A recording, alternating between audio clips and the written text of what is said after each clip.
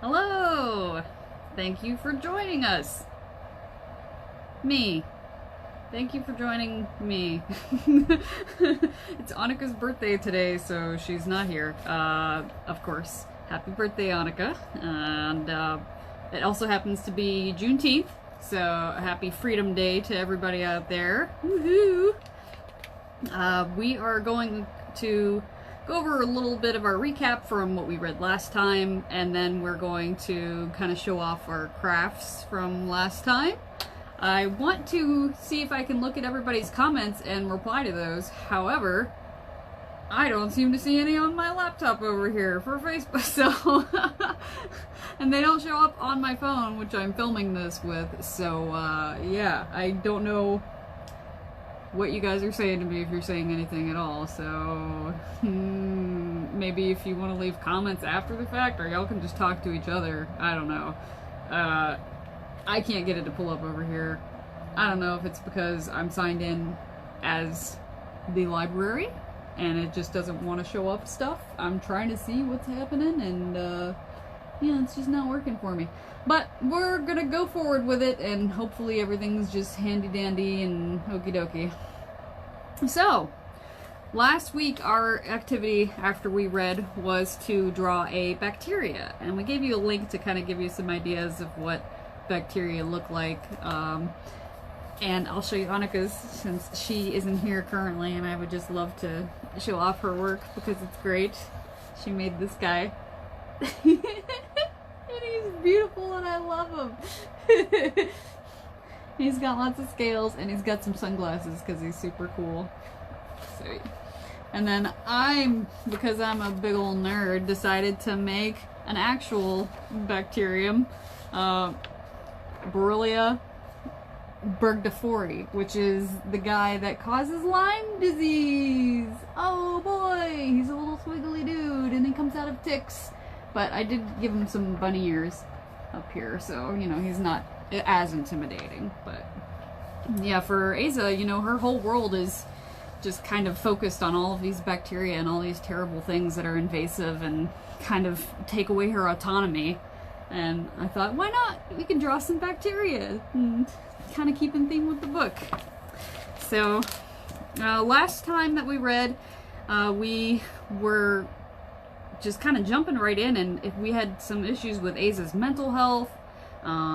We had Daisy suggesting that, you know, hey, let's go solve this mystery of the missing billionaire, and Michael was talking about his art compilation of all the different Michaels becoming one Michael, like a homunculus Michael, a Cronenberg Michael. So he didn't finish his art project as far as I know. He didn't mention it after that. We didn't really see him.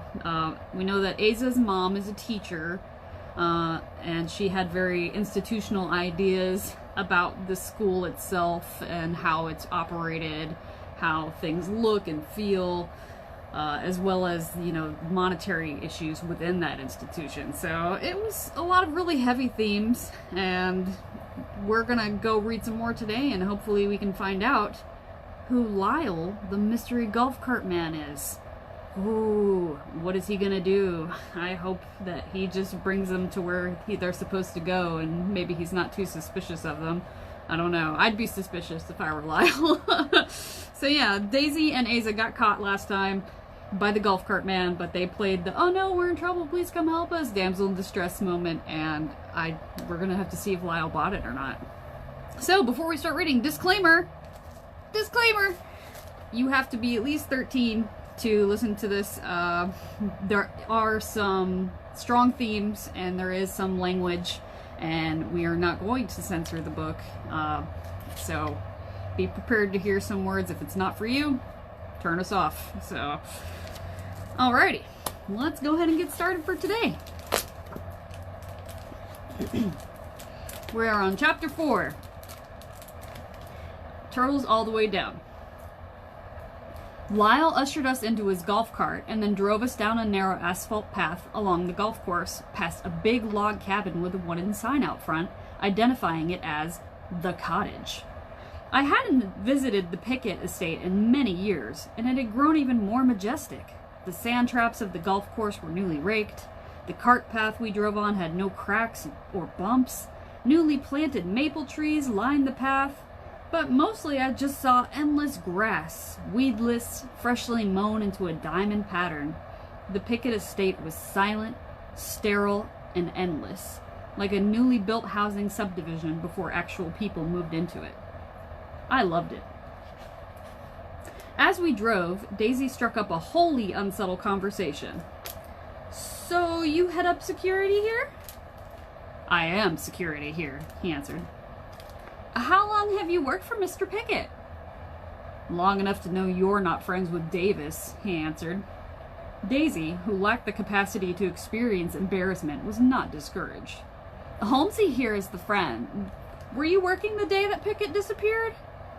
"Mr. Pickett doesn't like staff on property after dark or before dawn," he answered. "How many staff are there exactly?"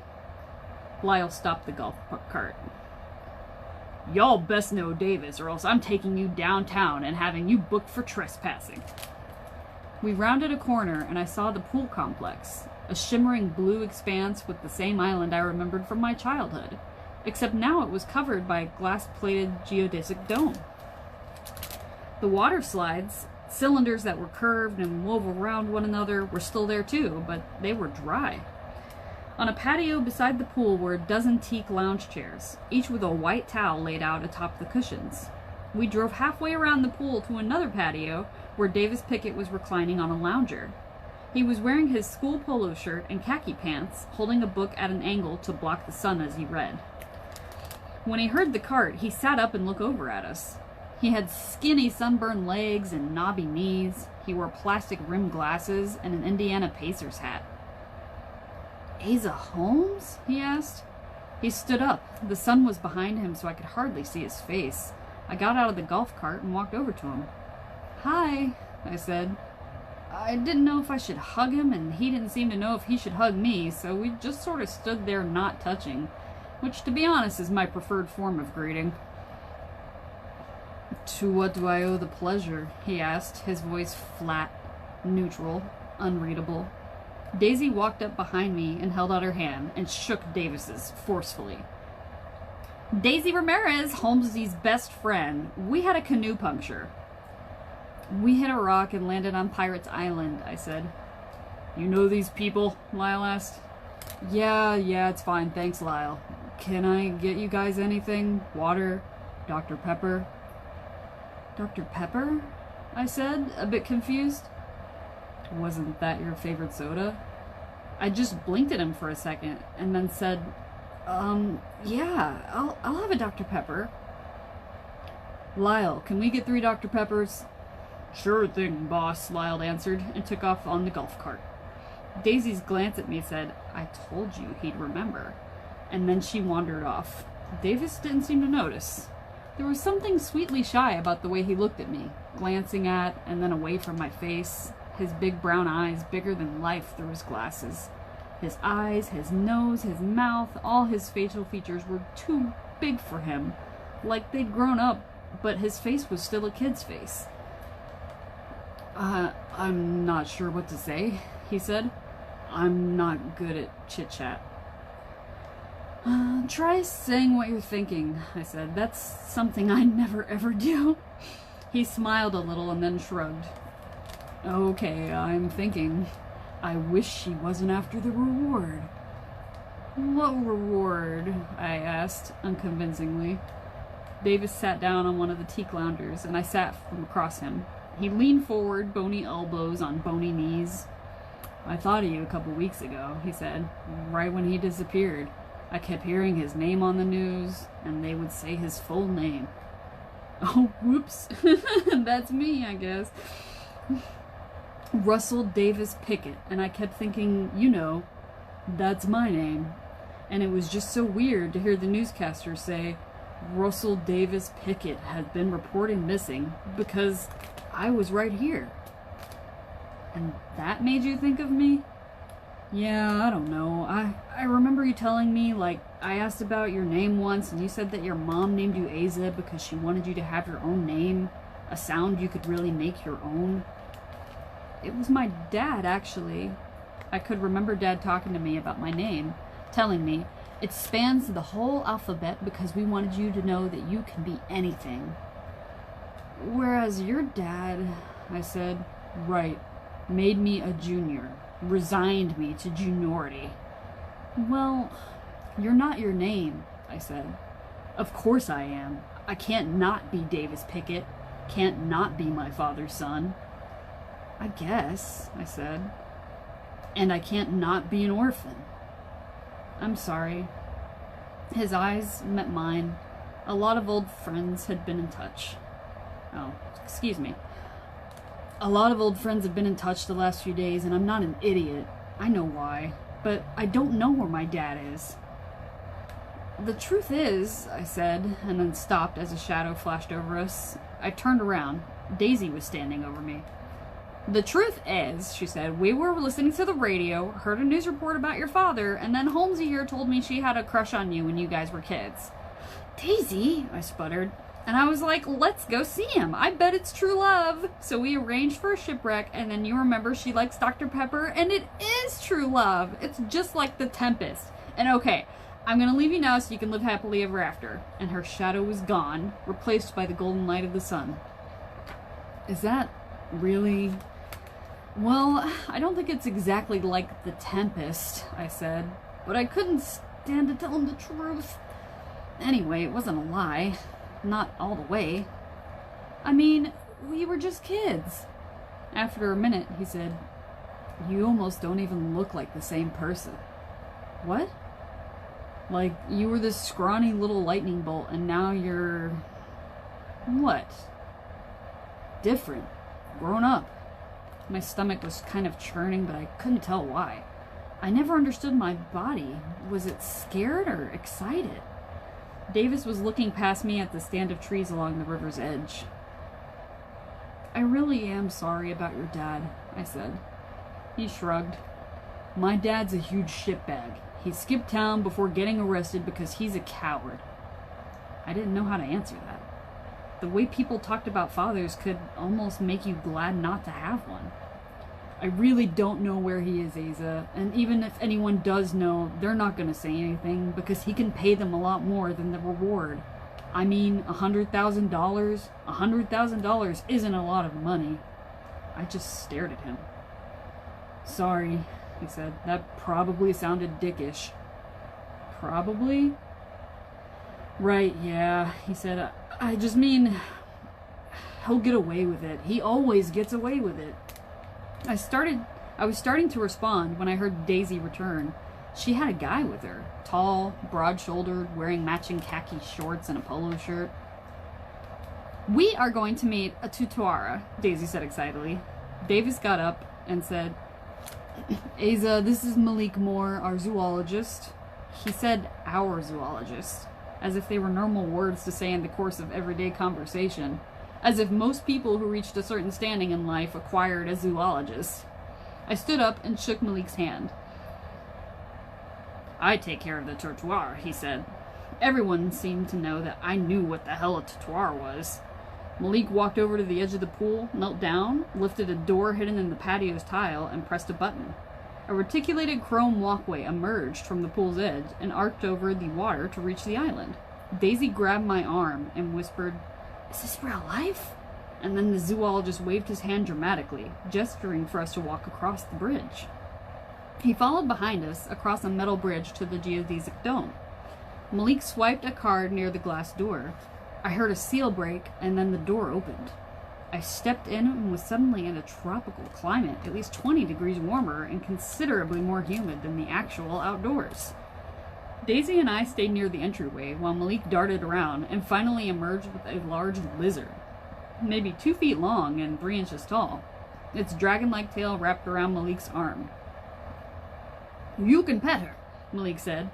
And Daisy did, but I could see scratch marks on Malik's hand, indicating that it didn't always like being petted. So when he turned it toward me, I said, "I don't really like lizards." Then he explained to me in a rather excruciating detail that Tua, it had a name, was not a lizard at all, but a genetically distinct creature that dated back to the Mesozoic era, the Mesozoic era, 200 million years ago. and that it was basically a living dinosaur, and that they can live to be at least 150 years old, and that the plural of Tutuara is Tutuara, and that they are the only extinct species from the order, extant, not extinct, excuse me, species from the order Rhinocephalalia. Rhynchocephalia, and that they were endangered in their native New Zealand, and that he'd written his PhD thesis on Tutuara molecular evolution rates. And on until the door opened again, and Lyle said, "Dr. Pepper's, boss." I took them and handed one to Davis and one to Daisy. "You sure you don't want to pet her?" Malik asked. "I'm also afraid of dinosaurs," I explained. "Holmesy has most of the major fears," Daisy said as she petted Tua. "Anyway, we should get going. I've got some babysitting duties to attend to." "I'll give you a ride home," said Davis. Davis said he needed to stop by the house, and I was going to wait for him outside, but Daisy shoved me forward so hard that I found myself walking alongside him. Davis pulled open the front door, a massive pane of glass at least 10 feet high, and we walked into an enormous marble-filled room. To my left, Noah Pickett lay on a couch, playing a space combat video game on a huge screen. "Noah," Davis said, "you remember Asa Holmes?" "Sup," he said, without turning away from the game. Davis darted up a flight of floating marble stairs, leaving me alone with Noah. Or so I thought, until a woman I hadn't seen called out, "That's a real Picasso!" She was dressed in all white, slicing berries in the gleaming kitchen. "Oh, wow," I said, following her eyes to the painting in question. A man made of wavy lines rode atop a horse made of wavy lines. "It's like working in a museum," she said. I looked at her and thought about Daisy's observation about uniforms. "Yeah, it's a beautiful house," I said. "They have a Rauschenberg, too," she said, "upstairs." I nodded, although I didn't know who that was. Michael would, probably. "You can go and see." She gestured toward the stairs, so I walked up, but didn't pause to examine the assemblage of recycled trash at the top of the staircase. Instead, I took a quick look inside the first open door I came to. It seemed to be Davis's room, immaculately clean, lying still on the carpet from a vacuum cleaner. King-size bed with lots of pillows and a navy blue comforter. In the corner of the room, by the wall of windows, a telescope pointed up toward the sky. Pictures on his desk of family, all from years ago when he was little. Framed concert posters on one wall. The Beatles, Thelonious Monk, Otis Redding, Leonard Cohen, Billie Holiday. A bookshelf packed with hardcover books with an entire shelf of comics in plastic sleeves. And on his bedside table, next to a stack of books, the Iron Man. I picked it up and turned it over in my hands. The plastic was cracked on the back of the leg, revealing a hollow space, but the arms and legs still turned. "Careful," he said from behind me. "You're holding the only physical item that I actually love." I put the Iron Man down and spun around. "Sorry," I said. Iron Man and I have been through some serious shit together," he said. "I have to tell you a secret," I said. "I've always thought Iron Man was kind of the worst." Davis smiled. "Well, it was fun while it lasted, Asa, but our friendship has come to an end." I laughed and followed him down the stairs. "Rosa, can you stay until I get back?" "Yes, of course," she said. "I've left you some chicken chili and salad for dinner in the fridge." "Thanks," Davis said. "Noah, my man, I'll be back in 20 minutes. Cool?" "Cool," Noah said, still in outer space. As we walked toward Davis's Cadillac Escalade, which Daisy was leaning against, I asked, "Was that your housekeeper?" "She's the house manager. Has been since I was born. She's like what we have now instead of a parent, kinda." "But she doesn't live with you." "No, she leaves every day at 6 o'clock, so not that much like a parent."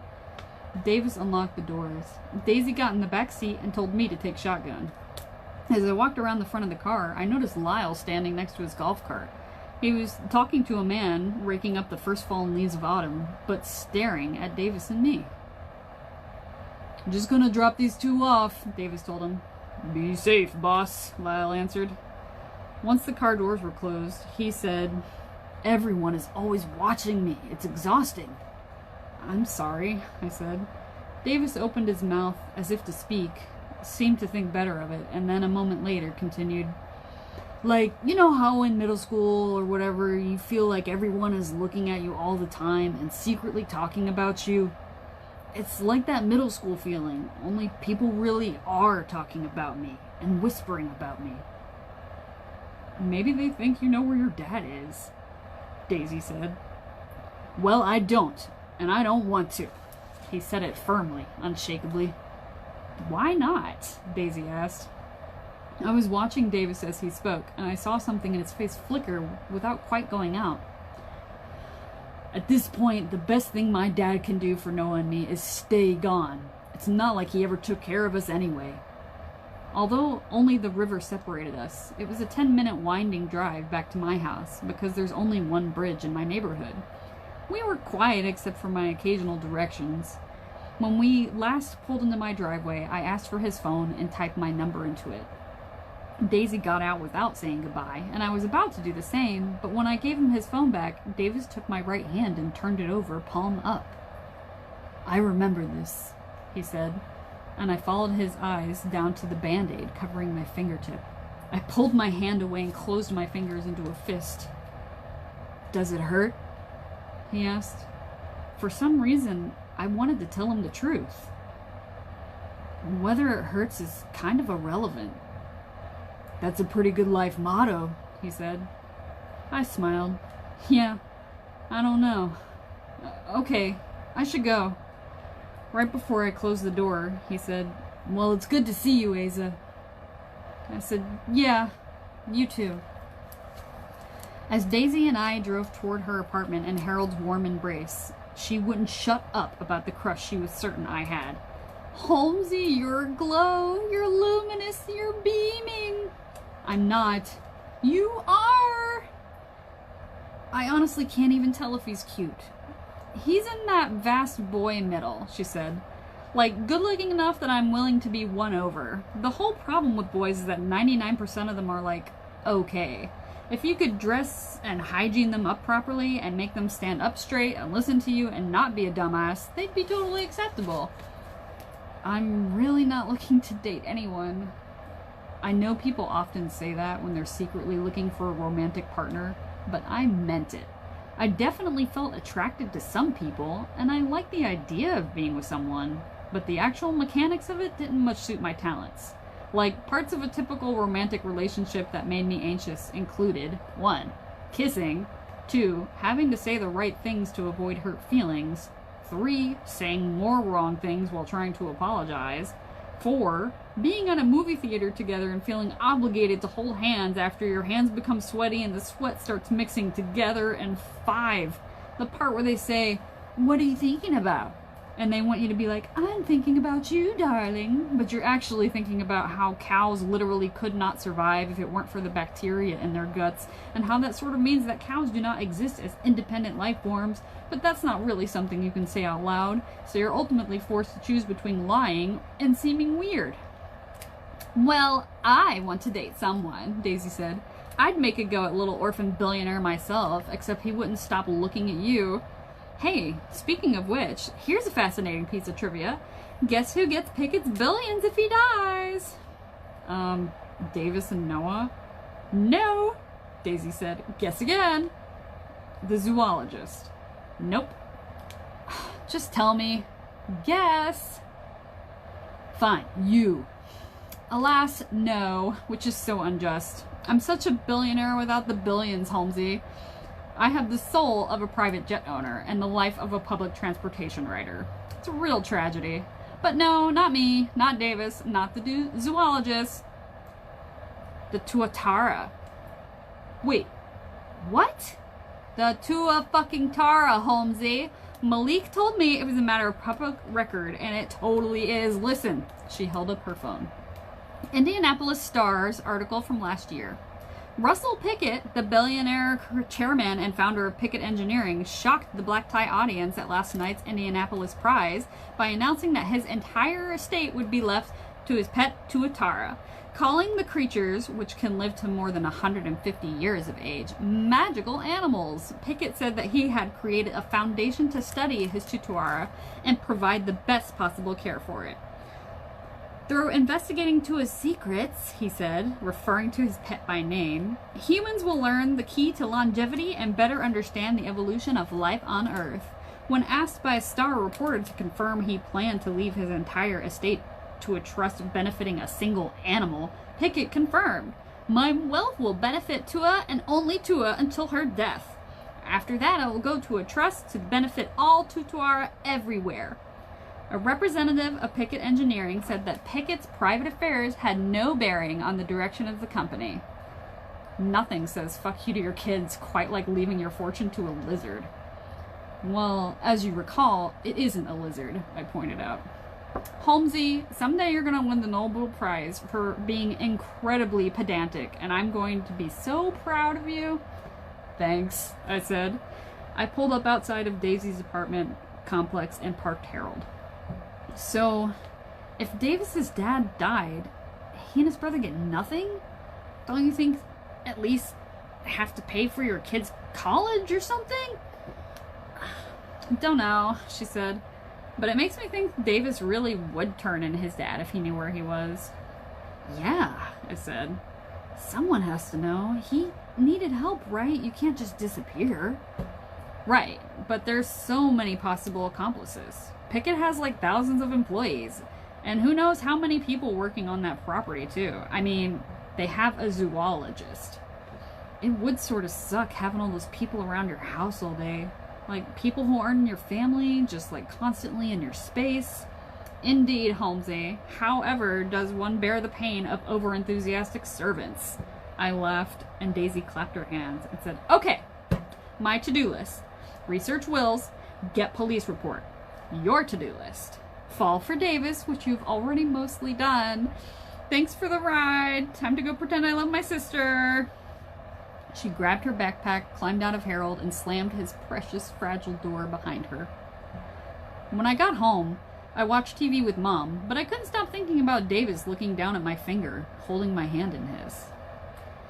I have these thoughts that Dr. Karen Singh calls intrusives, but the first time she said it, I heard invasives, which I like better because, like invasive weeds, these thoughts seem to arrive at my biosphere from some faraway land, and they spread out of control.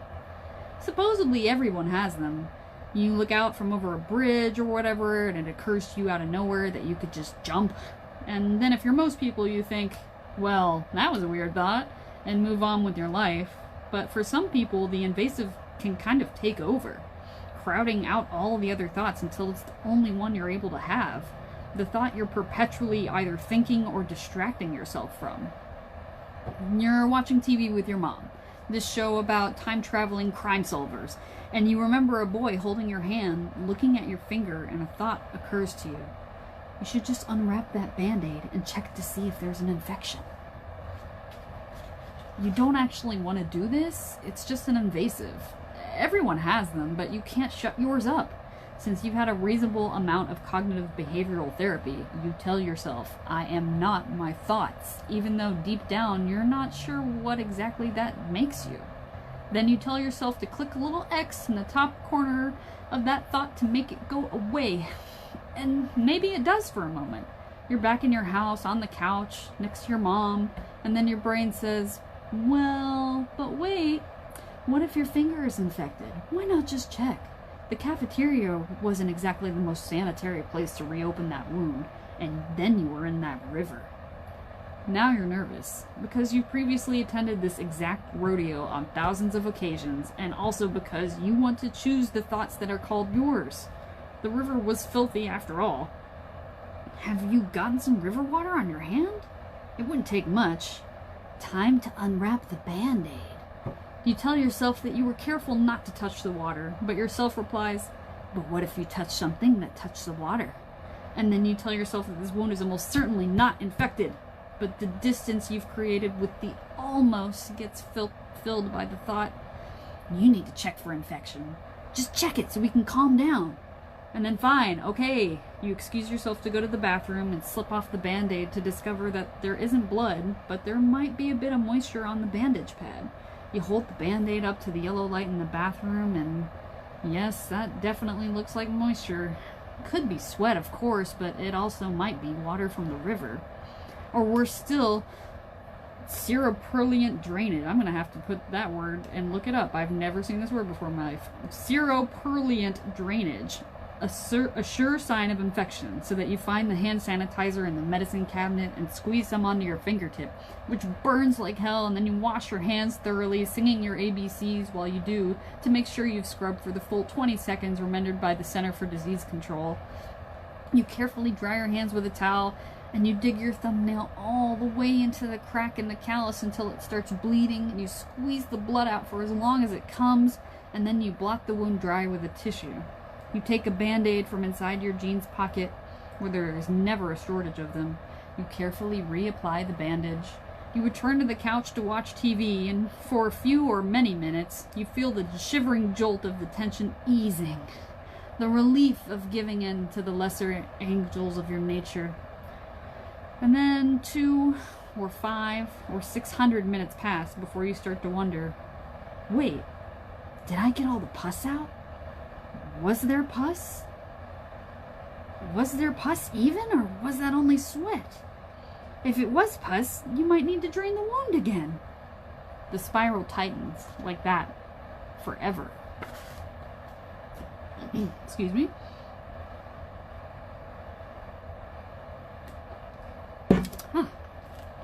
Chapter 6. After school the next day, I joined the swarm of people filing out through the overstuffed hallways of WRHS and made my way to Harold. I had to change the Band-Aid, which took a few minutes, but I preferred to let the traffic thin out a bit before driving home anyway. To kill time, I texted Daisy, asking her to meet me at Applebee's, our go-to restaurant for studying together. She responded a few minutes later.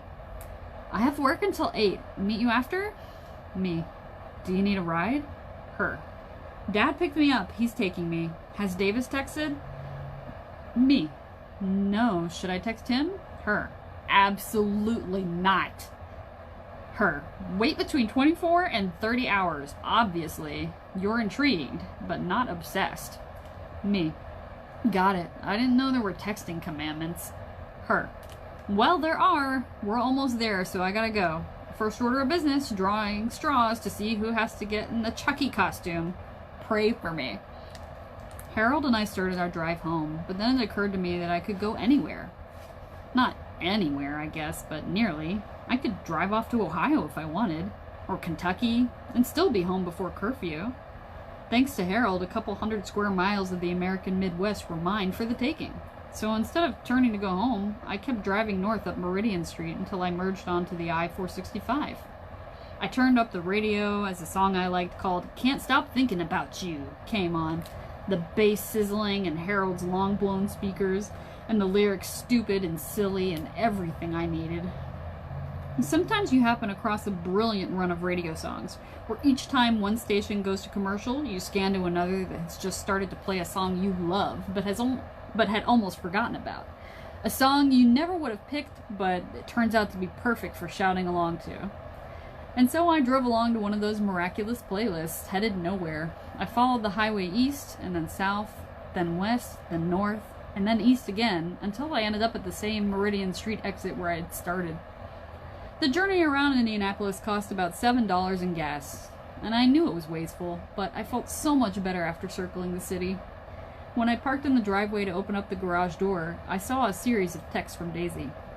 I just drew the short straw, so I have to get inside the freaking Chucky costume. See you later if I survive.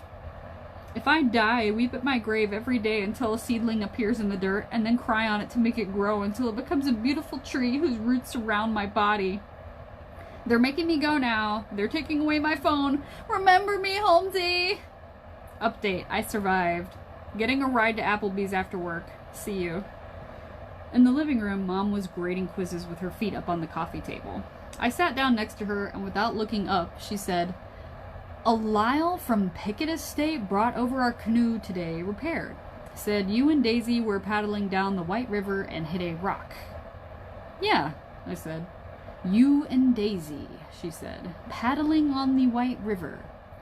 Yeah, I said. She looked up at last.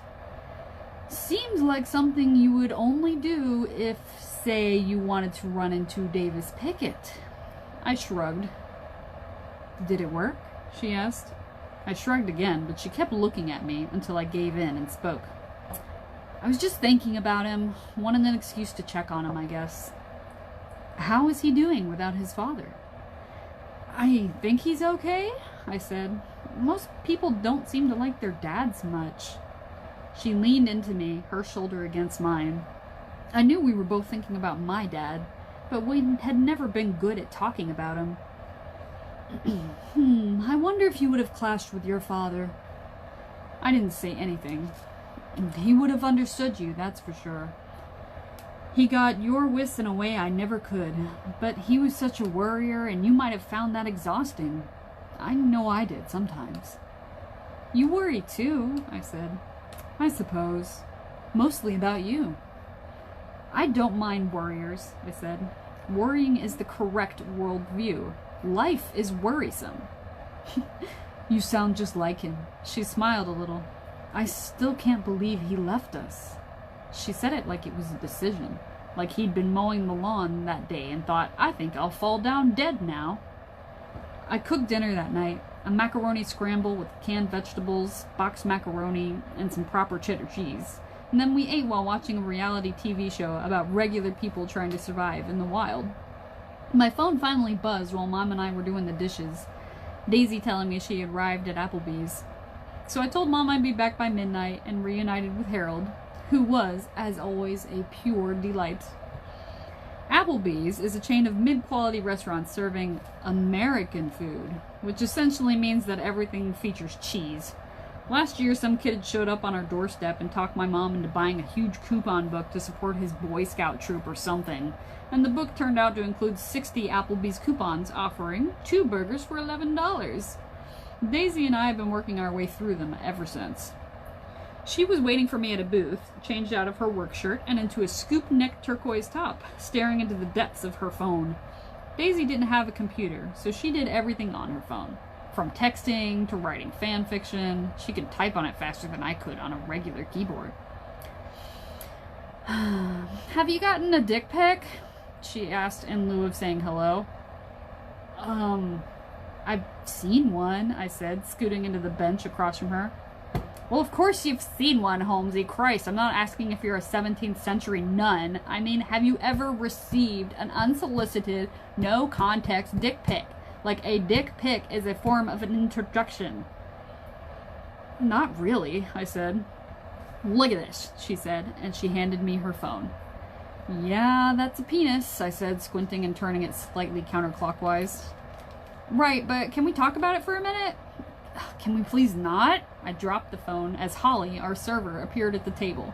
Holly was our server quite regularly, and she wasn't exactly a card-carrying member of the Daisy and Holmesy fan club, possibly on account of our coupon-driven Applebee's strategy and limited resources for tipping. Daisy spoke up as she always did. Holly, have you ever received— No, I said. No. I looked up at Holly. I'd just like a water with no food, please. But around 9:45, I'll take a veggie burger. No mayonnaise, no condiments at all. Just a veggie burger and a bun in a to-go box, please, with fries. And you'll have the Blazing Texan burger? Holly asked Daisy. With a glass of red wine, please. Holly just stared at her. Fine, water. I assume y'all have a coupon? Holly asked. As it happens, we do, I said, and I slid it across the table to her. Holly had hardly turned away when Daisy started back up. I mean, how am I supposed to react to a semi-erect penis as a fan mail? Am I supposed to feel intrigued? He probably thinks it'll end in marriage. You'll meet IRL and fall in love, and someday you'll tell your kids that it all started with a picture of a disembodied penis. It's just such an odd response to my fiction. Like, okay, follow the thread of thoughts with me. I really enjoyed the story about Rey and Chewbacca's romantic adventure, scavenging a wrecked Toluca spaceship on Endor in search of the framed patience potion. As a thank you, I believe I will send the author of that story a photograph of my dick. How do you get from A to B, Holmesy? Boys are gross, I said. Everyone is gross. People and their gross bodies, it all makes me want to barf. Probably just some loser Kylo Stan, she mumbled. I had no understanding of her fanfiction language. Please, can we talk about something else? Fine. During my break at work, I became an expert in wills. So get this. You can't actually leave any money to a non-human animal when you die, but you can leave all your money to a corporation that exists solely to benefit a non-human animal. Basically, the state of Indiana doesn't consider pets people, but it does consider corporations people. So Pickett's money would all go to a company that benefits the Tutuara. And as it turns out, you don't have to leave your kids anything when you die, no matter how rich you are. Not a house, not college money, nothing. What happens if their dad goes to prison? They'd get a guardian, maybe the house manager or a family member or something, and that person would get money to pay for the kids' expenses. If finding fugitives doesn't work out for me as a career, I might get into guardianship of billionaire children. Okay, you start putting together background files on the case and the Pickett family. I'm gonna get the police report and do my CalCom work because there are only so many hours in a day and I have to spend too many of them at Chuck E. Cheese. How are you going to get a copy of the police report anyway? Oh, you know, Wiles, she said. I happen to be friends with Davis Pickett on Facebook, and while his profile was a long-abandoned ghost town, it did provide me with one of his usernames, Dal Goodman, which led to an Instagram. The Instagram contained no real pictures, only quotes rendered in typewritery fonts with soft-focus crumpled paper backgrounds. The first one, posted 2 years ago, was from Charlotte Bronte. I care for myself. The more solitary, the more friendless, the more unsustained I am, the more I will respect myself. The most recent quote was, "He who doesn't fear death dies only once," which I thought was maybe some veiled reference to his father, but I couldn't unpack it. For the record, he who does fear death also dies only once, but whatever. Scrolling through the quotes, I noticed a few users who consistently liked Davis's posts, including one, Annie Belcheers, whose feed was mostly cheerleading pictures until I scrolled back more than a year and found a series of pictures of her with Davis, featuring a lot of heart emojis. Their relationship seemed to have started the summer between 9th and 10th grades and lasted for a few months. Her Instagram profile had a link to her Twitter, where she was still following a username Incognito, which turned out to be Davis's Twitter handle. I knew because he'd posted a picture of his brother doing a cannonball into their pool. The Incognito username led me to a YouTube profile. The user seemed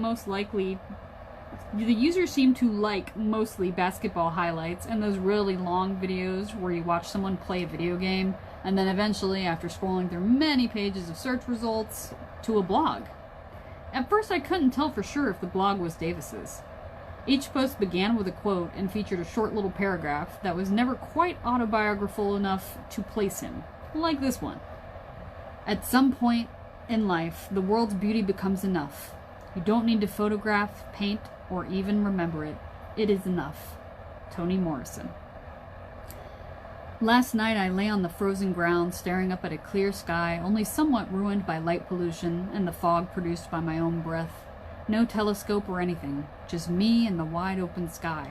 And I kept thinking about how sky is a singular noun, as if it's one thing. But the sky isn't one thing. The sky is everything. And last night, it was enough. I didn't know for sure that it was him until I started to notice that many of the quotes from his Instagram feed were also used in the blog, including the Charlotte Bronte one. I care for myself. The more solitary, the more friendless, the more unsustained I am, the more I will respect myself. And at the end, when walking was work, we sat on a bench and looked down at the river, which was running low, and she told me that beauty was mostly a matter of attention. The river is beautiful because you are looking at it, she said. Another, written the previous November, around the same time that he and Annie Belcheers stopped replying to each other on Twitter. By convention hot, by convention cold, by convention color, but in realities atoms and void. When observation fails to align with the truth, what do you trust? Your senses or your truth? The Greeks didn't even have a word for blue. The color didn't exist to them. Couldn't see it without a word for it. I think about her all the time. My stomach flips when I see her. But is it love, or just something we don't have a word for? The next one stopped me cold. The greatest weapon against stress is our ability to choose one thought over another. William James. I don't know what superpower William James enjoyed, but I can no more choose my thoughts than choose my name. The way he talked about thoughts was the way I experienced them, not as a choice, but as a destiny, not as a catalog of my consciousness, but a refutation of it. When I was little, I used to tell Mom about my invasives, and she would always say, "Just don't think about that stuff, Asa." But Davis got it. You can't choose, that's the problem. The other interesting thing about Davis's online presence was that everything ceased the day his father went missing. He posted on the blog almost every day for more than 2 years, and then on the afternoon his dad disappeared, he wrote, "Sleep tight, you morons. J.D. Salinger." I think this is goodbye, my friends, although then again, no one ever says goodbye unless they want to see you again. It made sense. People had probably started snooping around. I mean, if I could find his secret blog, I imagine the cops could too. But I wondered whether Davis had really quit the internet entirely, or whether he'd just decamped to some farther shore. I couldn't pick his trail back up though. Instead, I got stuck searching his usernames and variants of them, and ended up meeting a lot of people who weren't my Davis Pickett. The 53-year-old Davis Pickett who was a truck driver in Wisconsin, the Davis Pickett who died of ALS after posting years of short blog entries with the help of an eye tracking software, a Twitter user named Dal Goodman whose blog was nothing but vitriolic threats directed at members of Congress. I found a Reddit account that commented on Butler basketball, and so probably belonged to Davis, but that too had been silent since Pickett Sr.'s disappearance. "I'm very close," Daisy said suddenly. "Very, very close. If only I were as good at life as I am at the internet." I looked up, returning to the sensorial plane of Applebee's. Daisy was tapping her phone with one hand while holding her cup of water with the other. Everything was loud and bright. The bar, the people were shouting about some sports occurrence. "What have you got?" she asked me as she put down her water. Davis had a girlfriend, but they broke up last November-ish. He has a blog, but he hasn't updated anything since his dad disappeared. I don't know. In the blog, he seems sweet, I guess?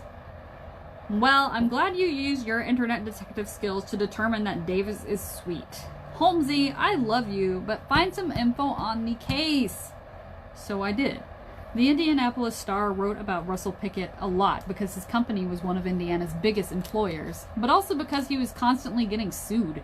He had some huge real estate deal downtown that devolved into multiple lawsuits. His former executive assistant and Pickett Engineering's chief marketing officer had both sued him for sexual harassment. He had been sued by a gardener on his estate for violating the Americans with Disabilities Act. The list went on and on. In all those articles, the same lawyer was quoted, Simon Morris. Morris's website described his company as a boutique law firm focusing on the comprehensive needs of a high net worth individual. Can I get a charge off your computer, BT Dub? She actually said BT Dub, which I wanted to point out required more syllables than saying by the way, but she clearly was locked into something. Oh, I guess because I'm supposed to say W. Sorry guys. BTW. And there's more syllables in BTW than by the way. But BT Dubs, it's kind of still 3. Alright, off my derailment. Without ever taking her eyes from her phone, Daisy reached into her purse, pulled out a USB cable, and handed it to me. I plugged it into my laptop, and she just mumbled, "That's better, thanks. I'm really close here." I noticed Holly had come with my to-go order. I cracked the plastic container and grabbed a couple fries before returning to my investigation of Pickett. I stumbled onto a website called Glassdoor, where current and former employees could review the company anonymously. Observations about Russell Pickett himself included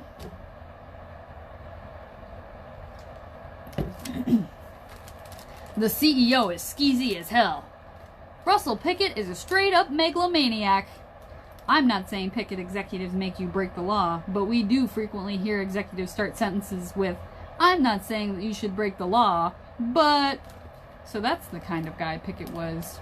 And although he'd gotten around to all the lawsuits by settling them, the criminal investigation wouldn't go away. From what I could gather, the company had bribed a bunch of state officials in exchange for contracts to build a better sewer overflow system in Indianapolis. 15 years ago, the government had set aside all this money to clean up the White River by building more sewage retention pools and expanding this tunnel system that runs underneath downtown, diverting a creek called Pogue's Run. The idea was that within a decade, the sewers would stop dumping into the river every time it rained. Pickett Engineering had gotten the initial contract, but they never finished the work, and it had gone way over budget, so the government pulled the contract from Pickett's company and allowed anyone to bid on finishing the project. And then, even though they'd done a terrible job the first time, Pickett Engineering won the new contract, apparently by bribing state officials. 2 of Pickett's executives have already been arrested and were believed to be cooperating with the police.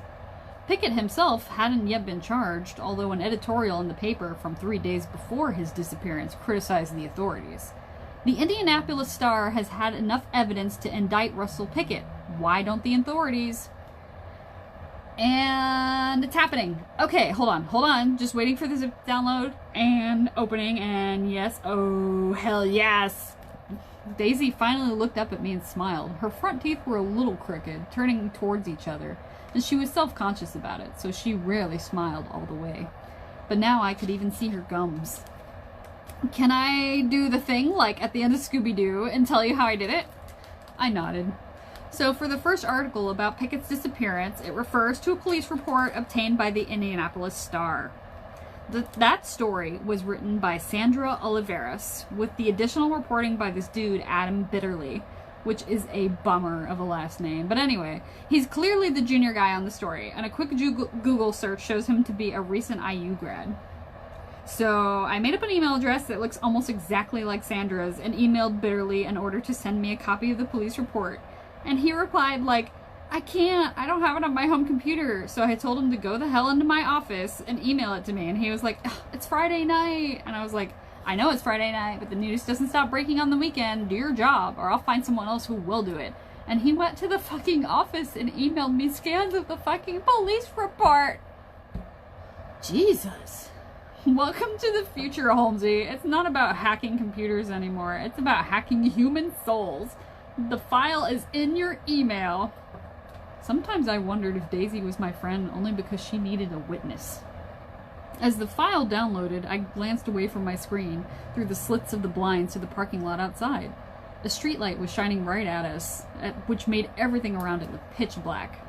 I was trying to shake off a thought, but as I opened the police report and began scanning through it, that thought grew. What? Daisy asked. Nothing, I said, and tried again to swallow the thought, but I couldn't. Just... won't he get in trouble? Like, when he goes into work on Monday, won't he ask his boss why she needed that file? And won't she be like, what file? And won't he then get in trouble? Like, he could get fired. Daisy rolled her eyes. But I was in the spiral now, and I started to worry that Mr. Bitterly would figure out how to track down Daisy, and that he would have her arrested, and maybe me too, since I was probably an accomplice. We were just playing a silly game, but people go to prison all the time for lesser crimes. I imagined a news story. Girl hackers obsessed with billionaire boy. He'll find us, I said, after a while. Who? She asked. The guy, I said. Bitterly. No, he won't. I'm on public Wi-Fi and in an Applebee's using an IP address that locates me in Belo Horizonte, Brazil. And if he does find me, I'll say you had no idea what I was doing and I'll go to prison for you. And in thanks for my refusal to snitch, you'll get my face tattooed on your bicep. It'll be great. Daisy, be serious.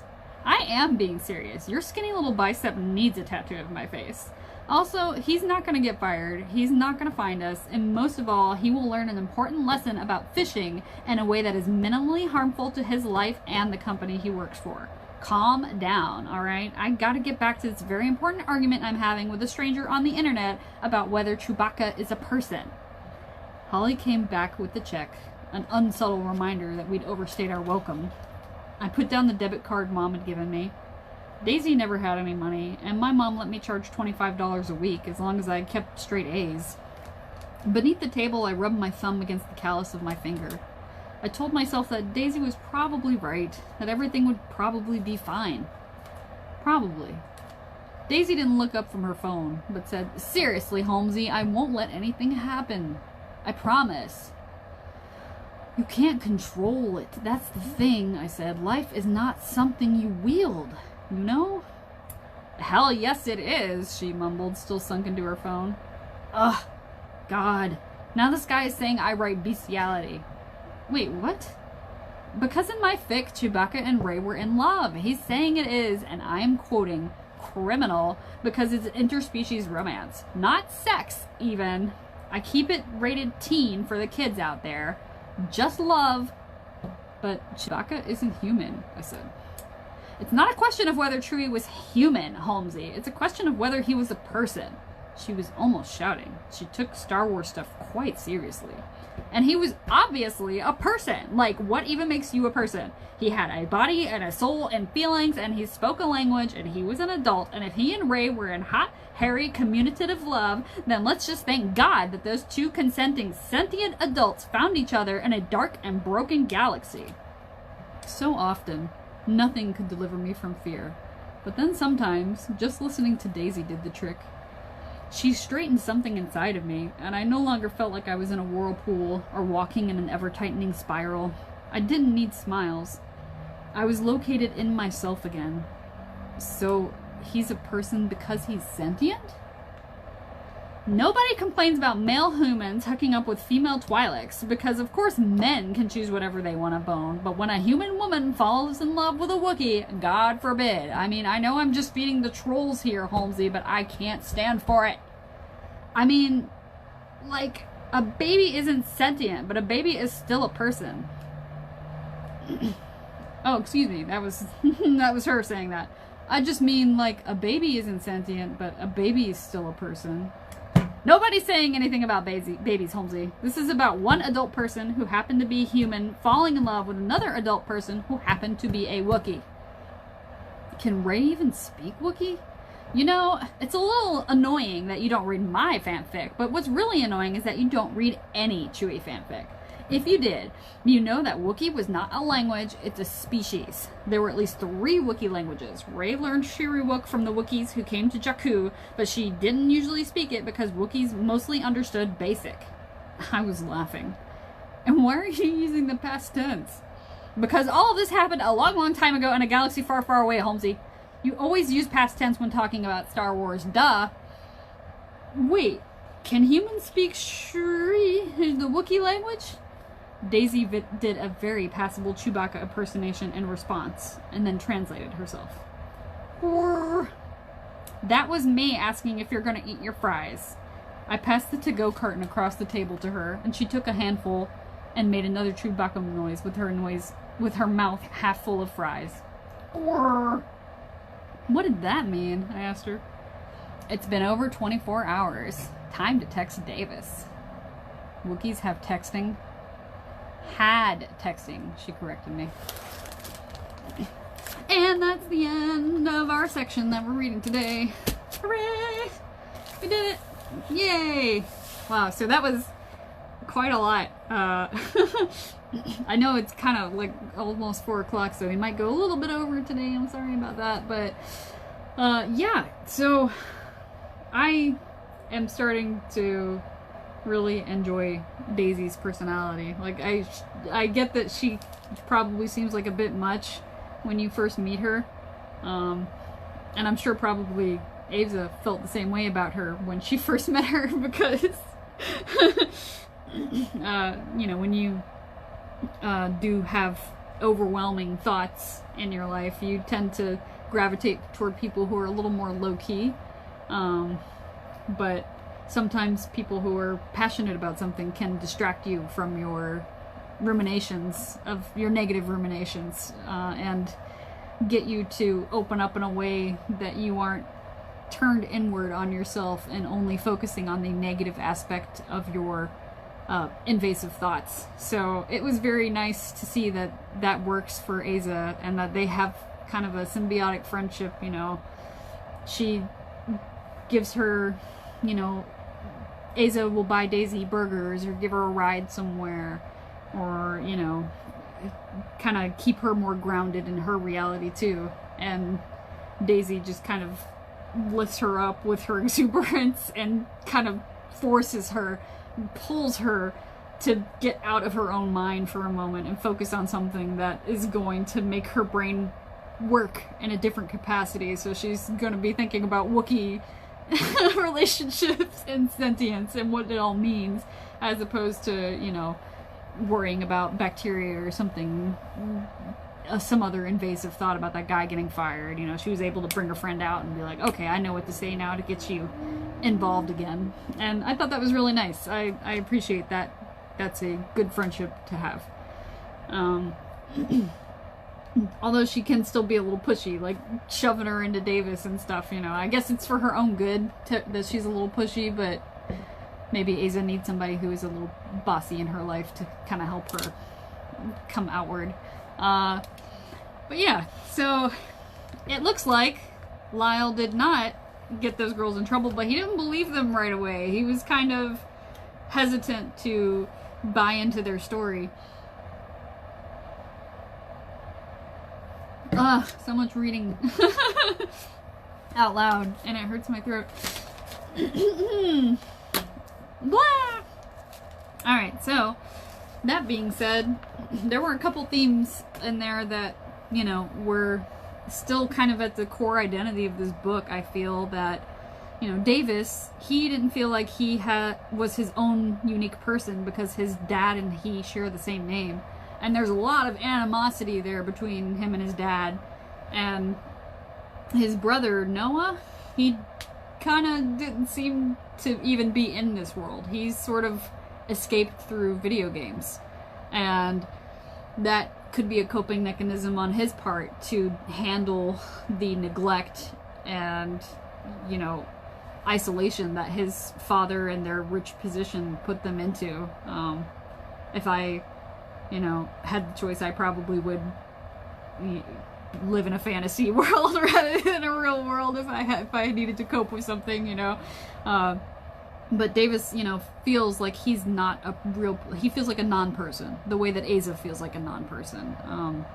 He kind of feels like he's an actor performing his life as opposed to living his life, and which Aza feels a lot the same way, only hers is more, she doesn't feel like her own life belongs to her, because how can you have autonomy if you are controlled by circumstances and forces around you? You know, so there's a lot about identity and selfhood in this book, and I can't wait to see them get more into it.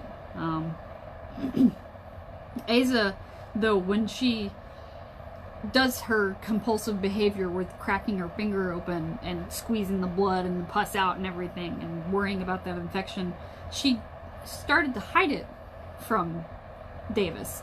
She started to hide it for, she said, oh, I don't know if I want him to see this or not, but then he's like, I remember already, you know, and she's like, well, maybe it's okay if somebody else knows about that. But she didn't really want to share that part of her identity either, it seemed like, because she did initially try to hide it, and she was worried about the fact that he noticed it. So it seems like her own personal identity is kind of wrapped up in something else, and that's just something that she does, you know, automatically. It's not something that she says is herself in her heart, I believe. I think it's just something that she's compelled to do. And so she doesn't want other people to see her for her compulsions. She wants them to see her for who she is inside. You know, when Aza has these invasive thoughts, you know, it really does seem to me that she has obsessive compulsive disorder. And I think they might have said that in the book when I was reading it this time. But if they haven't, I'm pretty sure that's what it is. However, the Tuatara, I don't know. I'm gonna have to look up how to say that properly. Is a reptile that is endemic to New Zealand. And although it looks like a lizard, it's not a lizard. It's a Rhynchocephalia, right? Yeah. And its name derives from the Maori language, and it means peaks on the back, because they got little like Yoshi fringes over here, which I thought was pretty cool. I was like, wow, neat. So they are a special place in biodiversity. They're not considered a lizard, based on the anatomical difference, like a presence of, they have a second row of upper teeth, like extra lizard teeth, which is not a lizard trait, so they're not technically a lizard. Aza doesn't seem to like the lizard, or maybe she does like him and she just didn't feel like it was polite to touch him without his own express verbal permission, which, you know, the reptile cannot give you express verbal permission, but he can give you non-verbal cues like, yes, I would like to be touched. But since she saw the bites on the handler's hand, the zoologist, she said, I don't want to touch that. He probably doesn't want to be touched, you know. But I kind of think while she didn't want to touch him, and she still kind of felt like, oh wow, he's in such a, you know, highly controlled environment, I think she kind of envies that a little bit, maybe. But yeah, the decision of Pickett Sr. to leave his estate to a reptile and not his kids, that's, I mean, wow, that's pretty awful. Like, if you can't imagine the copious amounts of money that these people have, and it is quite a lot. I can't imagine having that much money, and just, they have an estate, they have a golf course, they have a pool, they have Escalades, they have strange extending bridges, and a geodesic dome is like that Disneyland ball that's around part of the park of Disneyland. Like, it's enclosed within a sphere. That's a lot of money. Those people have a lot of money. They have like marble staircases and, you know, multiple floors of house. They have servants, and I can't imagine having that much money and having offspring and then going, oh, screw my offspring, I'm gonna give my money to a lizard. I'm sorry. Not a lizard. A Rhynchocephalia. A Rhynchocephalia, yeah. So, yeah, that's a pretty horrible decision. And I know that there are quite a lot of people out there in the world whose relationship with their parents is not the best. But unfortunately for, you know, Davis Jr., his dad is the only parent that he has, because he went to SAD camp and his mom has passed at that point early on from SAD camp. And his dad is who he would depend on, so now he's kind of got all these blog points that are about him being solitary, and he has all these quotes from these famous literary people who are talking about solitude and the joy of solitude and knowing yourself and seeing the sky and the endless fathoms of, you know, it's just interesting to see that he pushes people away, probably because he's worried about being hurt, because he doesn't have anybody to depend on, and that's got to be a scary thing to go through your life, not having anyone that's looking out for you and just trying to be there to survive by yourself. So yeah, I liked it. I can't wait to see where it goes next. I'm very excited. So that being said, we've got to wrap it up. I know we went over a little bit. I'm sorry, but we've got a craft that I want to share with you. Well, it's not a craft this week. It's an activity. And I did link it on... I almost said Hulu. Sorry, Hulu, don't sue me. Twitter. Yay, Brian, I'm glad you work. Twitter is where I linked it, and it is an acrostic poem that we are going to do this week. So an acrostic poem is basically a poem where you would write out, you know, your name, like V is for virility, I is for ignominy, you know, and something like that. But or you would write a phrase or something, and I did link it. I do have an example on there, and we would just write one about the book for Turtles All the Way Down. So we would do